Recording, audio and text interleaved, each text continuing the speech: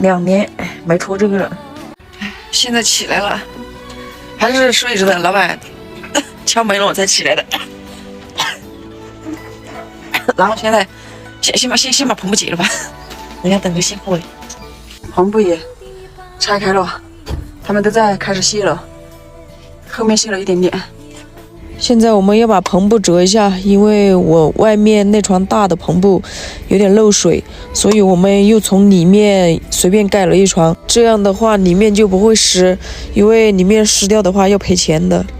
巧家这个天气有点热哦，等一下我都要把外面这件毛衣脱了，我里面还穿了一件。早上起来感觉有点冷，然后现在他们在卸货，我们在车子里洗个脸，太热了。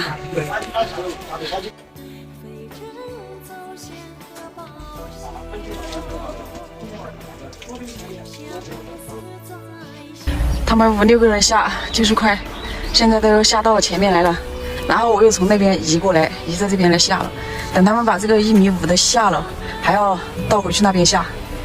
现在只差中间一点点要开过去卸，因为前面装的1.5米的往后面倒了，所以他们从后面卸了，留中间一点点再卸前面的。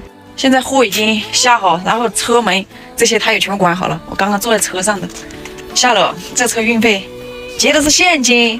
我好久没借现金了，看到没有？一小把，不给你们看，等一下你们给我抢了。哎呦，现在我要把车倒出去了。哎，倒车，chạy。开始出发，下一站装货地。我们现在已经到这个什么金沙江大桥这里，以前的老桥是叫福禄口大桥。因为他那个老桥堵水库的时候已经把那个老桥淹了，所以这个是新修的大桥。以前老桥我们都走过一次，因为以前我们拉惠东的煤炭就从我们那边拉到惠东这边来，还跑了好几年。我们现在从巧家跑出来，岭南县城都已经过来了，到这个镇上，但是我不知道是叫什么。在这里又有停车的地方，然后我们2个在这里吃东西，我吃粉，他吃那个抄手。吃好饭要去西昌，明天装货。豆子也填饱，好像还有100多公里，还有103公里就到西昌。